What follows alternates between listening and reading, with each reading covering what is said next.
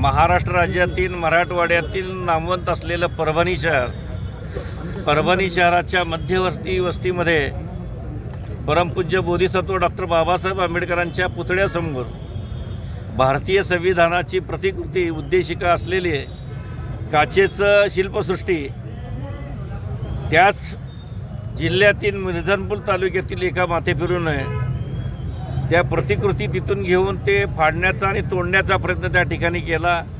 या घटनेचा रिपब्लिकन पक्षाच्या वतीने आम्ही सर्वप्रथम या ठिकाणी निषेध करतो। बांधवांनो, ही घटना घडली दुपारी 4:30 वाजता आणि संध्याकाळी संपूर्ण परभणी शहरातील भीमनगर असेल जो आंबेडकरी चळवळीचा बालेकिल्ला आहे, प्रियदर्शी हा बालेकिल्ला आहे। या बालेकिल्ल्यामध्ये त्या ठिकाणचे PI घंटेनाड नावाचा जो PI आहे की ज्या ठिकाणी तो जातो तो दलित आणि मराठा किंवा सवर्णामध्ये भांडण लावण्याचा प्रयत्न या अगोदरसुद्धा या पोलीस इन्स्पेक्टरनी त्या ठिकाणी केल्याचं आपणाला या ठिकाणी दिसून येतं। आणि काही न करता डायरेक्ट महिलावर लाठीचार्ज झाला, विद्यार्थ्यावर लाठीचार्ज झाला। या लाठीचार्ज म्हणजे जवळजवळ परभणीतील 57 भगिनी आणि बांधव त्या ठिकाणी जखमी झाले। त्यापैकी आज जेलमध्ये 57 बांधव आहेत, पैकी वत्सला मानवते नावाची भगिनी आज परभणीच्या सिव्हिल हॉस्पिटलमध्ये ॲडमिट आहेत। एकूण या घटनेचा विचार केला तर नुकतेच महाराष्ट्रामध्ये सत्ता परिवर्तन झालं, महाराष्ट्राचे मुख्यमंत्री देवेंद्र फडणवीस झाले आणि त्यांच्याच काळामध्ये ही घटना घडावी अत्यंत दुर्दैवी आणि निषेधार्थ आहेत। या घटनेच्या माध्यमातून खऱ्या अर्थाने याचा मास्टरमाइंड कोण आहे, महाराष्ट्रामध्ये दंगली पेटवण्याची भूमिका कुणाची आहे याचा शोध शासनाने घ्यावा आणि संबंधितावर तो माथे फिरून नंतर माफी मागतोय, माझं चुकलं म्हणतोय, मग माथे फिरू कसा याचाही विचार या ठिकाणी करणं गरजेचं आहे। सर्वात महत्त्वाचं आहे की या विभागामध्ये विधी विभागाचा जो कायद्याचा पदवीधर आहे सोमनाथ व्यंकट सूर्यवंशी याचा काही संबंध नसताना याला पोलिसांनी आणि पोलिसाच्या भाडोत्रे गुंडांनी त्या ठिकाणी मारहाण केली। पोलीस कोठडीत त्याचा मयत झाला आणि तो यासाठी शहीद झाला।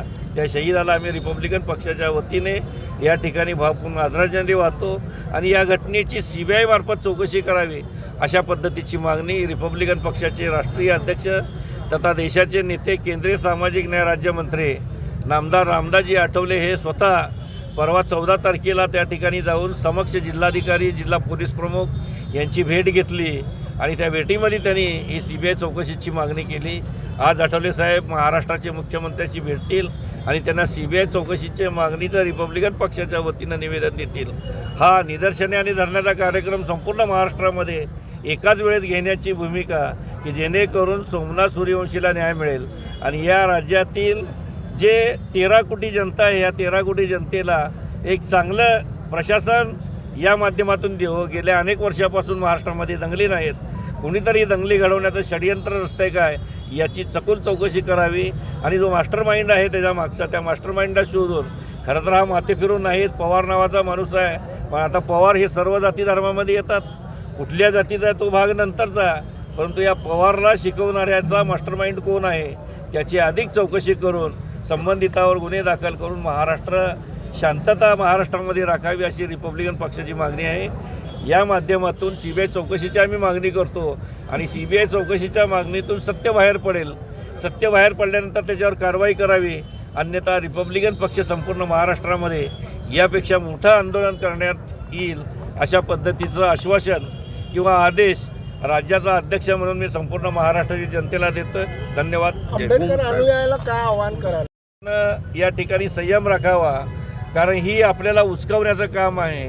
विधानसभेच्या निवडणुकीमध्ये आंबेडकर समाजाने सत्ताधारी पक्षासोबत असेल, मित्रपक्षासोबत असेल, मतदान करून आपली भूमिका आपल्या विचारावर त्यांनी चाललं, परंतु या माध्यमातून बौद्ध समाजाला टार्गेट करण्याची कुणाची भूमिका असेल तर निश्चित बौद्ध समाज एकत्र होऊन हा लढा यशस्वीपणे जिंकण्याचा प्रयत्न करील हा आशावाद मी या निमित्तानं घेतो।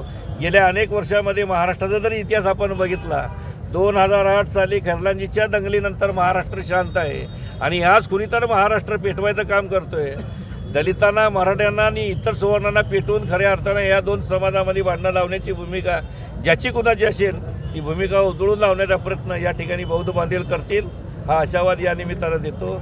आणि मी सर्व आंबेडकर अनुयायांना बौद्ध समाजातील सर्व कार्यकर्त्यांना विनंती करेन की कोणतीही गडबड गोंधळ काही न करता शांततेच्या मार्गानं डॉक्टर बाबासाहेब आंबेडकरांनी सांगितलेल्या विचारधारेनुसार तथागत भगवान गौतम बुद्धाच्या मार्गाने शांततेनं आंदोलन करून आपली भूमिका शासनापुढे मांडावी आणि ही भूमिका हे प्रश्न सोडून घेण्यासाठी आपण प्रयत्न करावा. कोम्बिंग ऑपरेशन जे झालं त्याच्या विरोधात कोम्बिंग ऑपरेशनच्या विरोधात आठवले साहेबांनी त्या ठिकाणचे जिल्हाधिकारी जिल्हा पोलीस प्रमुख आणि त्या ठिकाणचे जे विभागीय महानिरीक्षक आहेत शहाजी उमप यांच्याशी चर्चा करून आठवले साहेबांनी कोम्बिंग ऑपरेशन थांबवण्याचा निर्णय त्या ठिकाणी घेतला. ते पोलीस कुठली जे मृत्यू झाले आहे त्याच्या मागे कोण असेल म्हणजे काय आता षडयंत्र आहे हे का तर मोठं? षडयंत्र दिसते ना अगदी ज्या अर्थी फक्त भारतीय संविधानाचीच होती, इतर काय या राज्यामध्ये अनेक राष्ट्रपुरुषाचे फोटो आहेत, पुतळे आहेत, अनेक समाधी आहेत, अनेक त्यांचे ज्या पद्धतीचे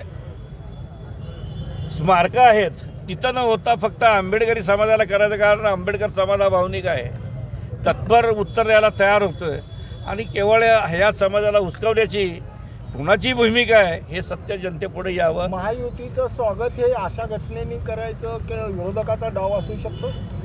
नाही, या संदर्भात आता पोलीस चौकशी करतील ना. आम्ही मागणी केली याचा मास्टर माइंड कोण आहे त्याचा काढा हुडकून. अगदी मास्टर माइंड ज्या अर्थी तो तपासामध्ये निघेल त्यानंतर सत्य परिस्थिती येईल.